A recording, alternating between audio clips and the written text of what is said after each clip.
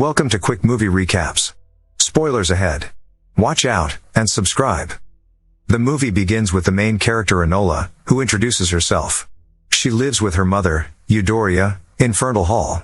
Her father passed away when Enola was an infant. Enola was homeschooled by her mother. Eudoria taught her how to read books, study science, and practice archery.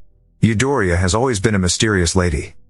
On her 16th birthday, Enola learns that her mother is missing and leaves home at midnight. But she left several gifts for Enola, including a book of signs.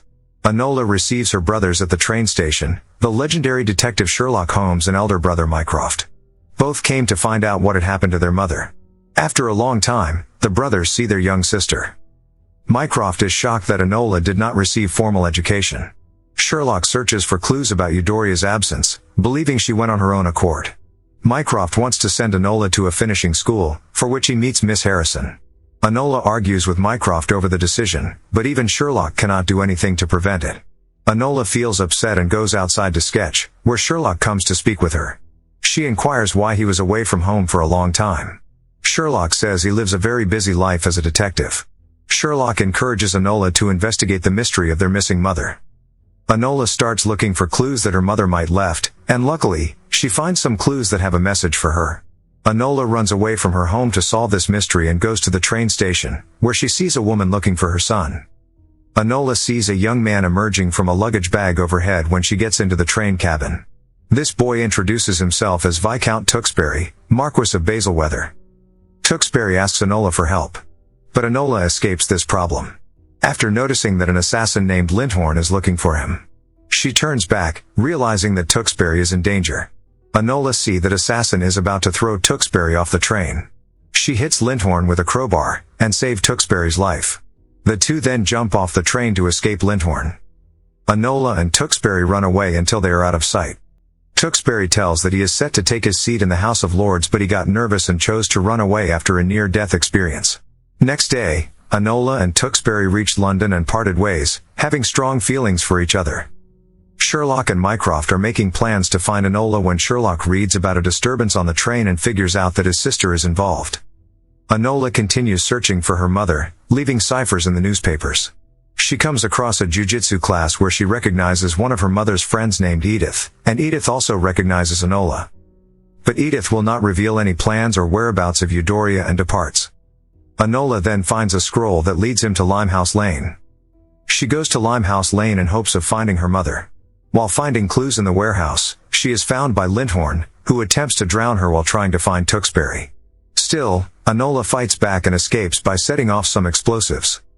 She stops finding her mother, for now.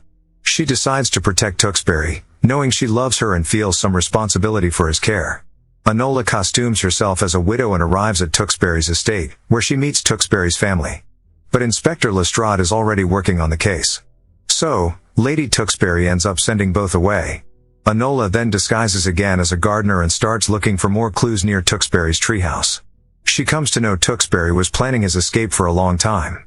She sees some flowers and recognizes them as a sign. But, she is found by his grandmother, the Dowager, who tells her how she feels England should stay as per the upcoming vote among the lords. Sherlock pays Edith a visit in his search for his mother and sister while he tries to convince her on these grounds that Mycroft would come after her assets.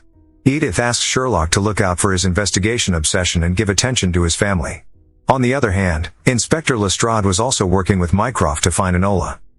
But by Mycroft's description of a scrappy young woman with no poise, Lestrade was fooled by Enola's disguise. Enola now knows where she can find Tewkesbury and heads to the flower market. She takes him to her room, telling him the danger is still there. Enola tells him that his father was purposely murdered. They are then found by Inspector Lestrade but manage to run away. Unfortunately, Enola cannot make it and gets caught by Lestrade. Mycroft escorts her to Miss Harrison's school. Now, Enola undergoes the strict routines that Miss Harrison forces all the other girls to go through, from how they walk to how they eat, as well as wearing unbearable corsets. She is visited by Sherlock, who praises her detective work. His appreciation gives Enola enough motivation to continue working on the case. Enola learns about the lords voting in the newspaper clippings. She then receives a package from Mycroft, but Tewkesbury is sneaking in, remembering that Enola told him she was being sent there. They steal Miss Harrison's car and run away. The two head to Baselweather, as Enola thinks that Tewksbury's uncle is the beneficiary and planned the murder of his brother and assassination attempt on his nephew. Both sneak to Tewksbury's home and are suddenly attacked by Lindhorn. He almost killed Tewksbury, but Enola gathers her strength to bring Lindhorn down by smashing his head against a statuette. The Dowager then emerges with a rifle. She turns out to be the mastermind behind the assassination plot. She ordered her own son's murder and fired at Tewksbury so that they would not vote for the reform bill. Lucky enough, Tewksbury survives, having been wearing a chest plate, and the Dowager is exposed for her villainy. Sherlock tells Lestrade about the Dowager's guilt in the crime. Lestrade tells Sherlock that Enola solved the case first. Sherlock leaves, chuckling to himself. Tewksbury is now ready to cast his vote. Tewksbury kisses her hand, saying goodbye to each other. But Enola knows they will meet again. Enola later reads a hidden message in the newspaper and knows that Sherlock is behind that. Sure enough, he and Mycroft are waiting for her, and she never shows. Enola finds Eudoria in her room. She tells Enola that she is sorry for leaving abruptly. They embrace before parting ways again. Enola starts her career as a detective and finder of lost souls. That's the end. Thank you for watching. Subscribe if you'd like to see more videos like this. Turn on the notifications, and leave a like to help the channel out.